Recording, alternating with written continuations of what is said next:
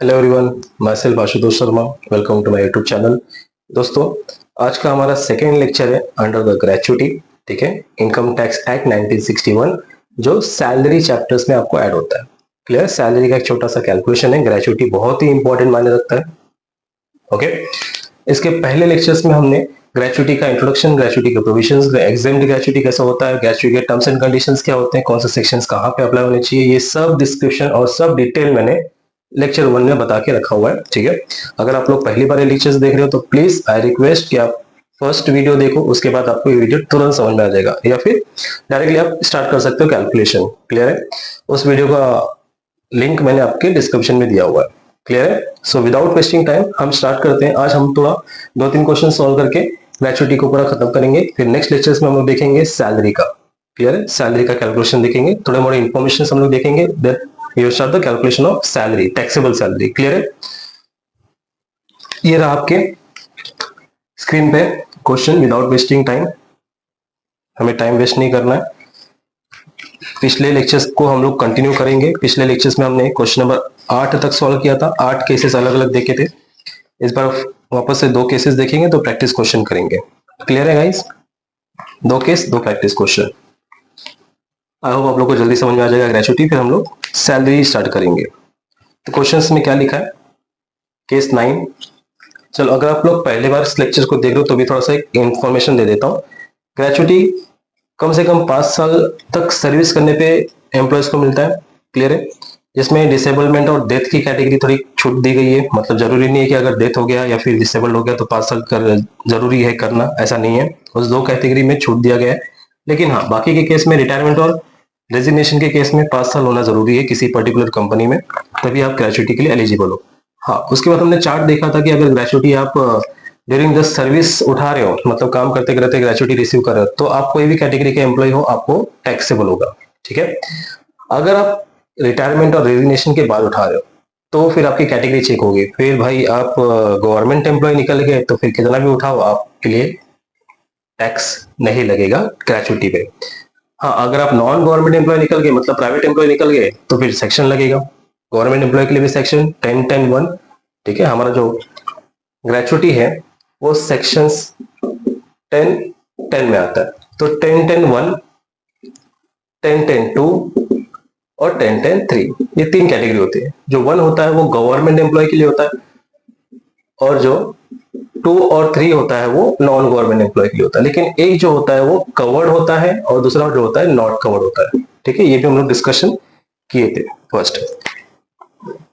Okay, देखते हैं, समझ में आ जाएगा फिर। तो केस नंबर 9 में आपके जैसे स्क्रीन पे है, miss Radhika working in a private consultancy not covered under gratuity. Not covered से जैसे ही क्वेश्चन पता चला तो आपको ये पता होना चाहिए कि आपको कौन सा सेक्शन लगाना है, 1, 2 कि 3 लगाना है। क्लियर? तो not covered under gratuity, retire after 18 years service, she receives 8 lakh as a gratuity. अगर इसने गलती से काम करते करते ग्रेचुटी उठा लिया तो टैक्सेबल, पूरा का पूरा अमाउंट टैक्सेबल। फिर वो कंडीशन वगैरह सब हट जाता। ठीक है? हर salary include basic plus HRA plus bonus. उसके सैलरी में बेसिक भी इंक्लूड है, एचआरए भी इंक्लूड है और बोनस भी इंक्लूड है। ठीक है? तो हमें निकालना है ग्रेचुटी पे कितना टैक्स लगेगा। इस मिस राधिका ने 8 लाख ग्रेचुटी लिया। ठीक है, कैलकुलेशन देखते हैं। तो कौन सा कंडीशन लगेगा? 1, 2, 3 कंडीशन लगेगा। चेक करते हैं। एज पर सेक्शन 10(10)(3), ये 10(10)(3) किसके लिए होता है? ये 10(10)(3) होता है नॉन गवर्नमेंट एम्प्लॉय और not covered under gratuity act. बस इतना याद रखना है। तो एग्जाम के लिए क्राइटेरिया के लिए पहला मैक्सिमम लिमिट कितना है ग्रेचुटी का? 20 लाख जो गवर्नमेंट ने दिया हुआ है। नंबर 2, कितना रिसीव किया मोहतरमा ने? 8 लाख। ये एक्चुअली रिसीव्ड ग्रेचुटी है। तो अगर 20 लाख गवर्नमेंट के पास से प्रिस्क्राइब लिमिटेशंस है और 8 लाख मैडम ने रिसीव किया है, प्लस ये नॉन गवर्नमेंट एम्प्लॉय और not covered under gratuity act में है, तो एग्जेम्प्ट ग्रेचुटी के लिए for exempt amount of gratuity. इसका कैलकुलेशन क्या होना चाहिए, मैंने बताया था अगर 10-10-3 का है तो 10-10-3 के लिए 1/2, ठीक है। एवरेज 10 मंथ का salary multiply by completed years 1/2। 10 month का सैलरी दिया, लेकिन इसके सैलरी में बोला है salary include basic, HRA and bonus. एक बात याद रखो, हमारा सैलरी जो बनता है, ऑलवेज रिमेंबर, सैलरी जो बनता है वो सिर्फ और सिर्फ बेसिक प्लस DA को ही मिला के बनता है, बाकी ही HRA बोनस वगैरह कुछ नहीं। हाँ, ये रहेगा 10-10-2 की कैटेगरी में, ओनली 2, ठीक है। जहां पे basic plus DA plus commission on turnover, ये बनेगा 10-10-3 का कैटेगरी। तो कमीशन तो है नहीं, तो अगर कमीशन नहीं है तो हमारे पास सिर्फ और सिर्फ क्या है, बेसिक है। HRA की जगह DA होता तो आप मान देते तो उसको आ जाता था, बोनस तो रहेगा ही नहीं। तो जहां भी आप सैलरी कंसिडर कर रहे हो तो सैलरी में बेसिक और DA ही होना चाहिए। अगर आप 10-10-3 का कैटेगरी कर रहे हो, हमारे पास 10-10-3 का कैटेगरी, 10-10-3 का कैटेगरी, तो basic plus DA plus commission. Basic तो है, DA और कमीशन तो है ही नहीं, तो सिर्फ क्या कंसिडर करने का, ओनली बेसिक, ठीक है। तो हमारा बेसिक सैलरी इस क्वेश्चन में क्या हो जाएगा, 40,000। बाकी कुछ भी इंक्लूड नहीं होगा, अगर इंक्लूड करके दिया रहेगा तो दोनों को एक्सक्लूड करके लिखने का, ठीक है। Completed years, no round off, 18 साल पूरा दिया है। बताओ what is the exempt gratuity. तो आपका जब कैलकुलेशन करोगे 3,60,000, जब कैलकुलेशन करोगे तो ये जो अमाउंट आया इसको बोलते हैं एग्जेम्प्ट अमाउंट। मतलब इस अमाउंट पे, ग्रेचुटी पे टैक्स नहीं लगेगा। तो इतना अमाउंट छूट है, तो रिसीव कितना किया मोहतरमा ने, 8 लाख, ज्यादा रिसीव किया ना, 3,60,000 तक ही छूट था, उसके ऊपर तक ही एग्जेम्प्ट है, उसके ऊपर रहेगा तो क्या, टैक्सेबल। तो टैक्सेबल ग्रेचुटी निकालने के लिए मोहतरमा ने रिसीव किया था 8 लाख, जिसमें से एग्जेम्प्ट हो गया कैलकुलेशन के बेस पे कि हमारा मैक्सिमम ग्रेचुटी हम 3,60,000 के ऊपर टैक्स नहीं भरेंगे एज पर द कैलकुलेशन। तो टैक्सेबल कितना होगा, जो पार्ट ग्रेचुटी मतलब सैलरी में ऐड होने वाला टैक्सेबल ग्रेचुटी, बताओ। 8 लाख माइनस 360, 40 बचेगा, 4,40,000 रुपीज। ये हो गया आपका कैलकुलेशन। समझा दोस्तों, क्लियर है। बहुत सिंपल सा लॉजिक है, आपके पहले लेक्चर्स में जो मैंने सिखाया उसमें बहुत डिटेल में सिखाया हुआ है, इसमें हम लोग सिर्फ प्रैक्टिकल क्वेश्चन कर रहे हैं, ठीक है, सो दैट ज्यादा से ज्यादा क्वेश्चन सॉल्व कर सके। 10-10-3 का category, non government employ, not cover under gratuity act, basic सिर्फ 40,000 DA होता तो ऐड कर लेते, कमीशन ऑन टर्नओवर तो ऐड कर लेते, नहीं है तो 40,000 रहेगा।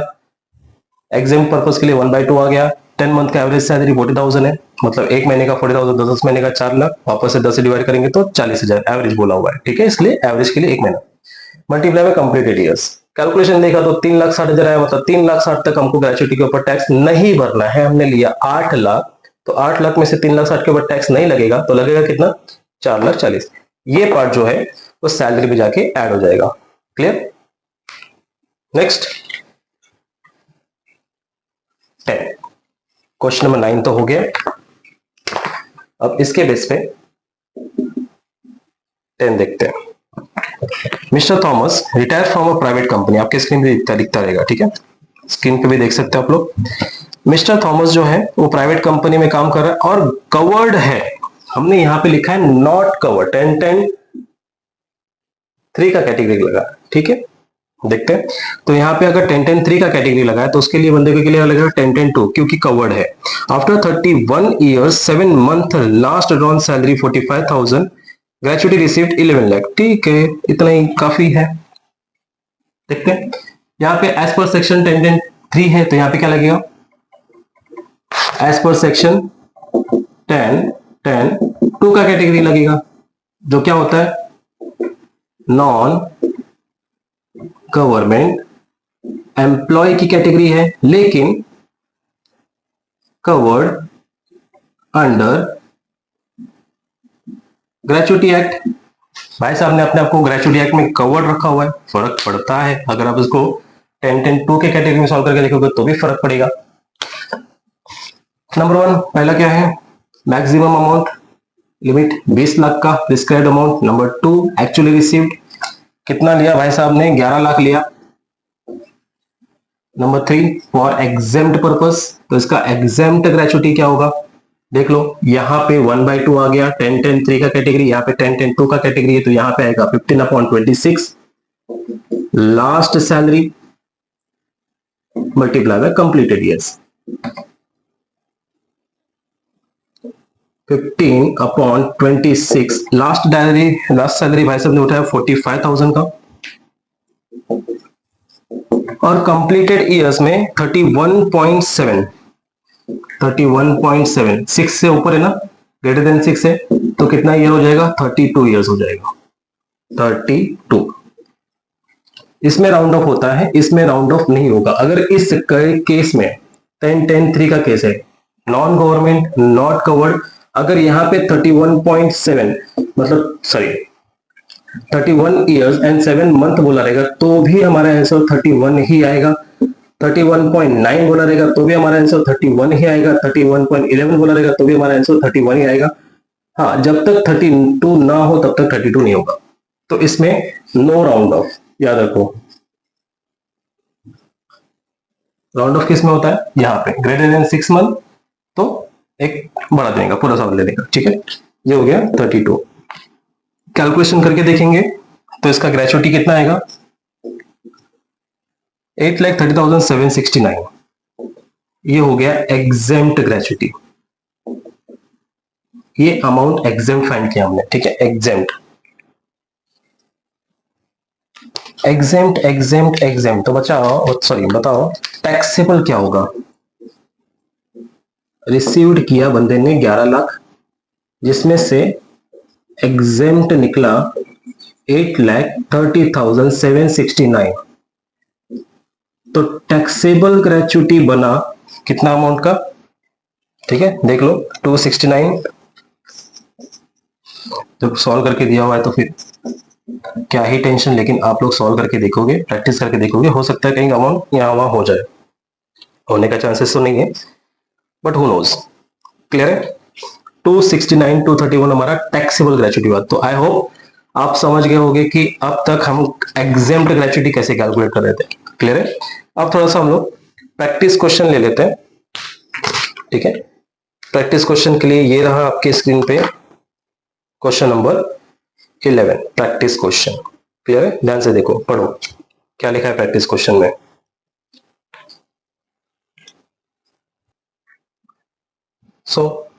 क्या लिखा है क्वेश्चन नंबर 11 प्रैक्टिस क्वेश्चन में, Mr. A covered under payment of gratuity Act 1972 retired on 30 August 2024. At a time of retirement, he was getting a basic salary 10,000 per month, DNS allowance 10% on basic salary. He joined the company on 1st April 2006. He was paid a gratuity rupees 1,25,000. Compute the amount of gratuity taxable for the assessment year. बंदा retired हो गया, retire होने के बाद gratuity ले रहा है। ठीक है, देखते हैं, जैसे जैसे इंफॉर्मेशन दिया वैसे वैसे लेते हैं। एज पर सेक्शन क्या लगेगा फिर, 10 टिम्बर बताओ कौन सा टिम्बर लगेगा, कवर्ड है ना, तो कवर्ड के लिए क्या लगेगा, 10 2 का किसके लिए होता है ये, non government employ but covered under gratuity act। ठीक है, मिस्टर ए।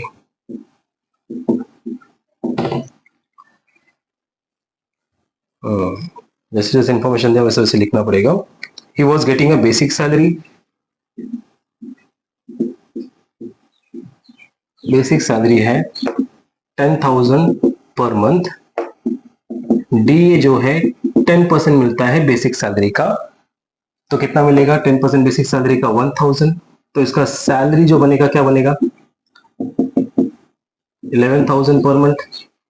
ये हो गया सैलरी। क्लियर है, ज्वाइन कभी किया था भाई साहब ने ज्वाइंट किया था 1 अप्रैल 2006 एंड रिटायर्ड कभी हुआ 30 अगस्त 2024। तो हमको क्या निकालना पड़ेगा, हमको निकालना पड़ेगा कंप्लीटेड ईयर्स ऑफ सर्विस। हमें कंप्लीटेड ईयर्स निकालना वो चाहिए ना अपने को, ठीक है। ग्रेचुटी कितना लिया भाई साहब ने, ग्रेचुटी लिया 1,25,000। Gratuity received 1,25,000। बहुत कम उठा रहे ग्रेचुटी, चलो कोई बात नहीं, कम उठाया तो भी क्या हो गया, हमें तो निकालना है कि बताओ इसका टैक्सेबल ग्रेचुटी क्या होगा। तो as per terms and condition, number 1 government का prescribed amount 20 lakh maximum limit. Number 2 actual gratuity received 1,25,000, ठीक है, actually received. Number 3 for exempt, तो एग्जेम्प्ट करने के लिए मतलब एग्जेम्प्ट ग्रेचुटी के लिए क्या निकालेंगे हम लोग, 2 का कैटेगरी है 10 10 2 मतलब 15/26 last drawn salary multiply by completed years.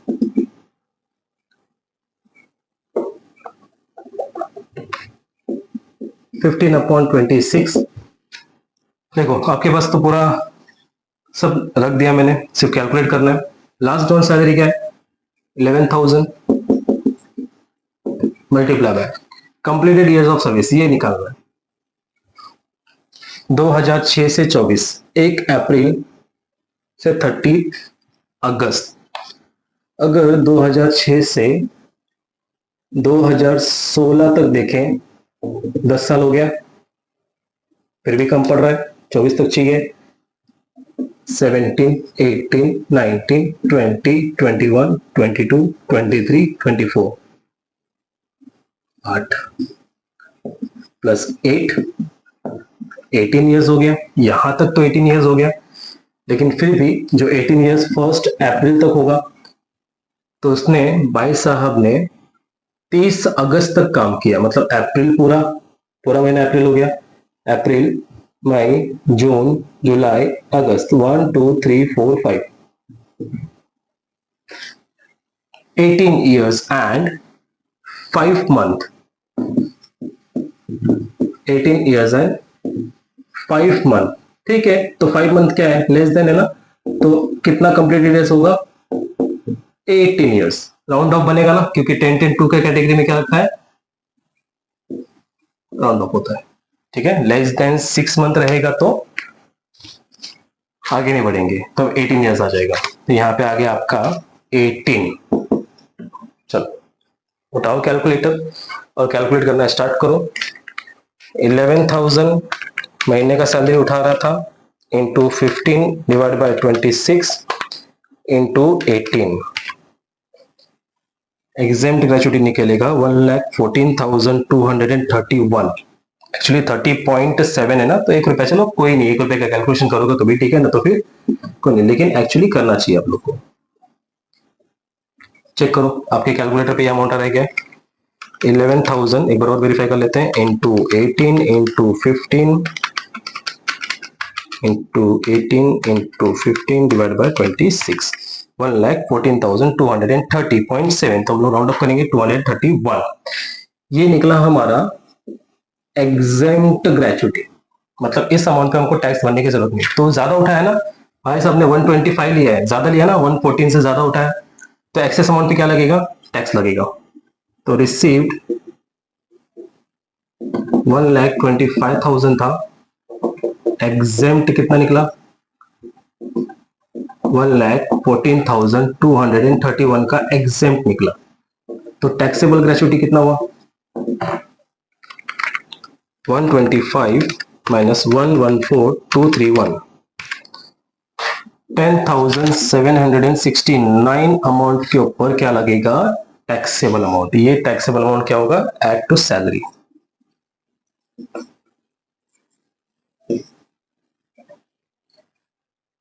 ठीक है, इतना अमाउंट के ऊपर क्या लगेगा, टैक्स लगेगा। क्लियर है गाइस, समझो आप लोग को। कौन सा क्वेश्चन था ये? Practice question number 11। जिसके पास पीडीएफ नहीं है वो डिस्क्रिप्शन से पीडीएफ को डाउनलोड कर लो और उसमें पूरा नोट्स पड़ा हुआ है, ठीक है। आपके पास अगर क्वेश्चन दिखता रहेगा तो आप क्या कर सकते हो, पीडीएफ डाउनलोड करने के लिए डिस्क्रिप्शन में जाओ, वहां पे लिंक पड़ा हुआ है पीडीएफ का, उस पीडीएफ को पूरा डाउनलोड कर लो और आपको प्रैक्टिस क्वेश्चंस मिल जाएंगे। क्लियर? ये हो गया। नाउ नेक्स्ट बढ़ते हैं क्वेश्चन नंबर 12 के लिए। आपके स्क्रीन के ऊपर ये रहा, ठीक है, स्टडी करो।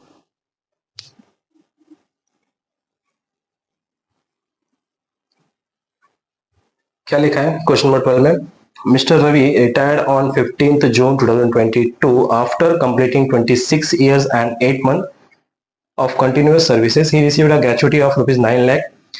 His salary detail at a time of retirement as follow: basic salary 50,000 per month, DNS allowance DA जो उसको मिल रहा है 20,000 per month, 60% of DA is considered as for retirement benefit, ठीक है।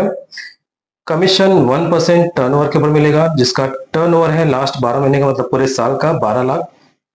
बोनस 12,000 पर एनम, ठीक है। You are required to compute taxable gratuity as under the following 3 cases. Case number 1, क्या mister Ravi, case number 1 private sector के employ की covered में और covered under gratuity act. Case number 2 private sector employ है but not covered under gratuity act. और case number 3 government employ, ठीक है। ये रहा आपका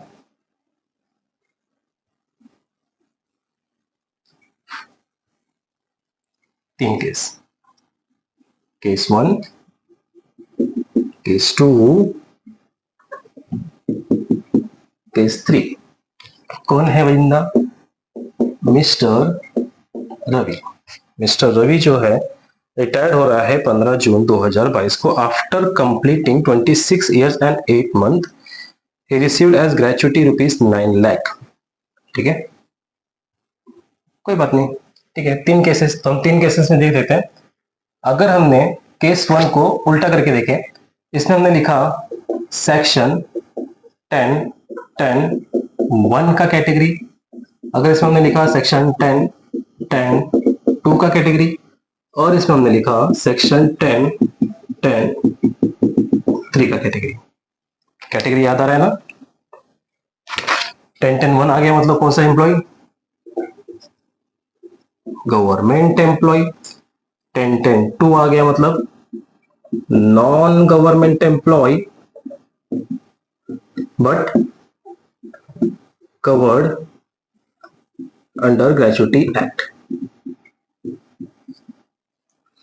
10(3) का कैटेगरी, ये बंदा भी नॉन गवर्नमेंट एम्प्लॉय है but not covered under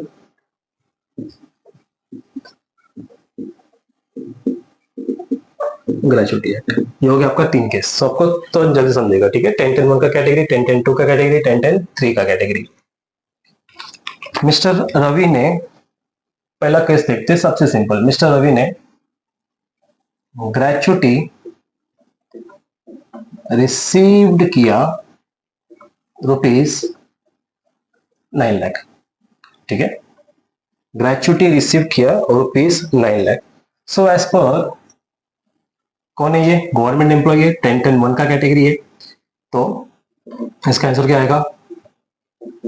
fully exempt. बात खत्म। गवर्नमेंट एम्प्लॉय है तो टैक्स लगेगा ही नहीं। भाई हम कभी गवर्नमेंट एम्प्लॉय बनेंगे क्या? चलो देखते हैं नसीब कहां लेके जाती है हमें, क्योंकि बहुत सारे छूट मिलते हैं इनको, ठीक है।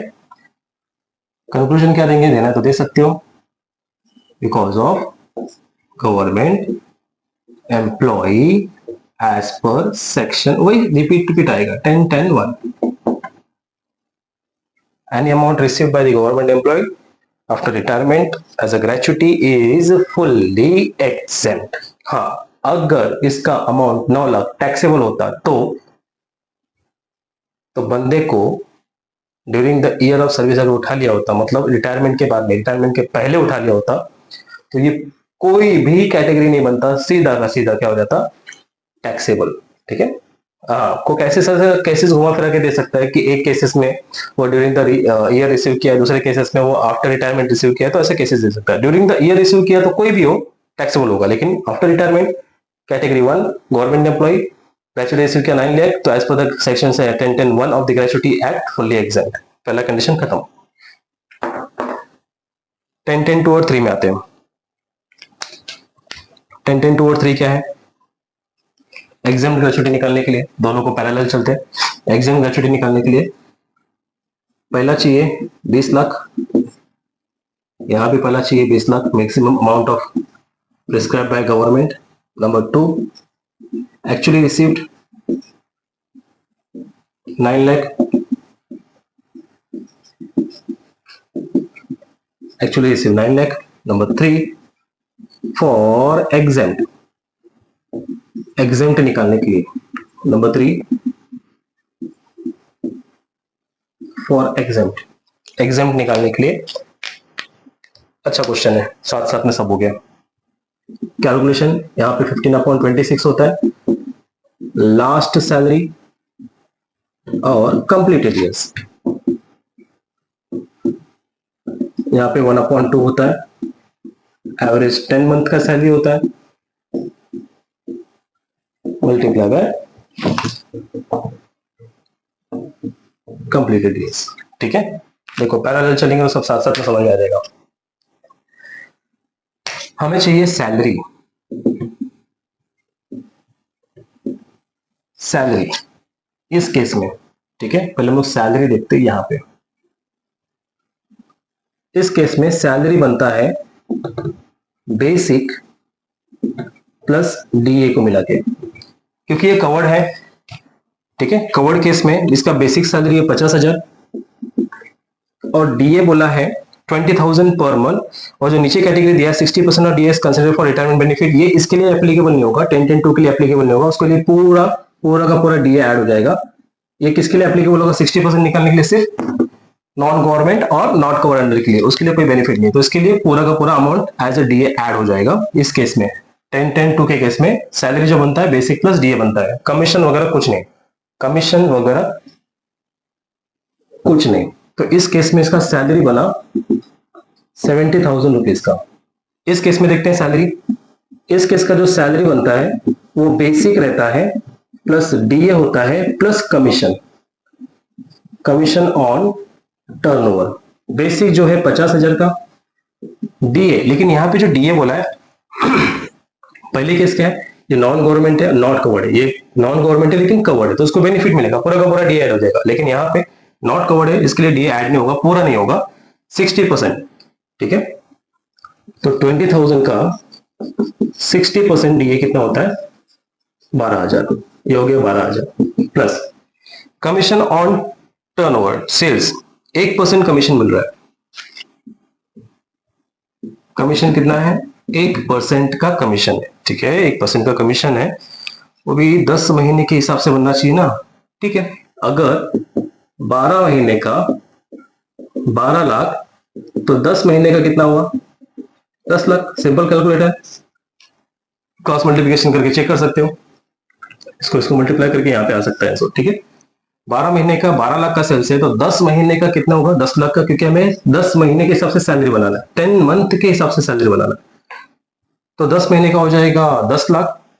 तो का परसेंट कितना है? 1%। अगर हम 1% देखेंगे तो यहाँ पे डिवाइड करेंगे 1%, तो 10,000 आएगा, और डिवाइड बाय 10 के करेंगे कितना आएगा? 1,000। अगर ये 10 महीने का 10 लाख हो गया, तो 1 महीने का 1 लाख, बराबर। 1 महीने का सेल्स कितना हुआ रहेगा? 1 लाख। अगर 1 महीने का सेल्स 1 लाख है, तो उसके ऊपर आ गया हमारा परसेंटेज 1,000। ठीक है, 1,000 rupees as a commission in per month. तो देखा जाए तो इसका जो सैलरी बनता है वो 50 + 12 + 1 63,000 पर मंथ के बेसिस से बनता है। हमको यहाँ पे पर मंथ नहीं, हमको यहाँ पे एवरेज 10 मंथ है। कोई बात नहीं, अगर मैं इसको मल्टीप्लाई बाय 10 करूंगा तो मेरा आंसर आएगा 6,30,000। लेकिन मुझे यहाँ पे एवरेज चाहिए, फिर से मुझे क्या करना पड़ेगा? 10 से डिवाइड करना पड़ेगा, तो मेरा आंसर आएगा 63,000। तो ठीक है, 1 महीने का सैलरी निकाल लो, आपका एवरेज सैलरी हो जाएगा वो 10 मंथ का। क्लियर है? दोनों के केस में सैलरी अलग अलग है ना। यहाँ पे क्या आएगा? 15/26, लास्ट रन सैलरी मेरा पूरा आएगा 70,000, इसके अंदर कमीशन नहीं रहता, कुछ भी नहीं रहता। कंप्लीटेड ईयर्स, हाँ completed years 26 years and 8 month, 26 years and 8 month कितना होगा? ग्रेटर देन 6 है ना, ये 27 years हो जाएगा, बराबर है।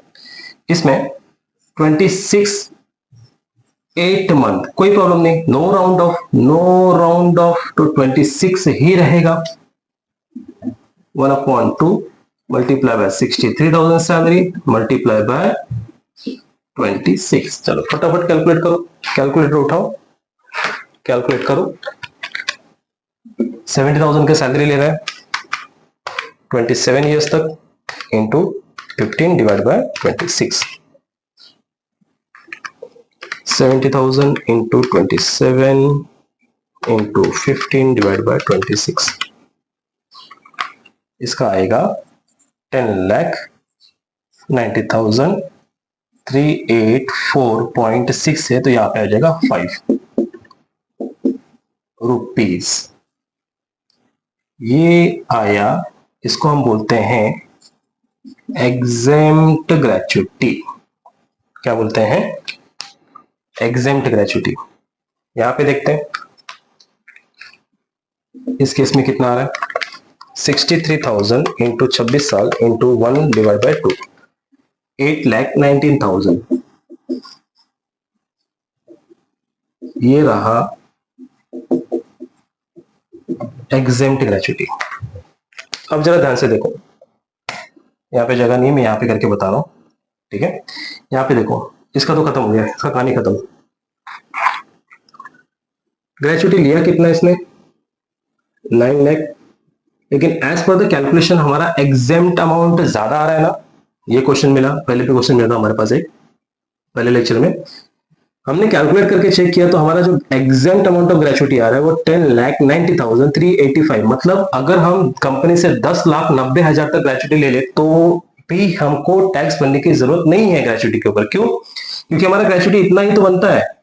एज पर द हमारा हक जो है ग्रेच्युटी का वो 10,90,385 का बनता है। यहां तक हमारा ग्रेच्युटी एग्जेम्प्ट रहेगा, लेकिन हमने लिया कितना? 9 लाख। कम लिया ना, बिलो द ग्रेच्युटी लिया है, मतलब एग्जेम्प्ट की कमी लिया हुआ है, ठीक है।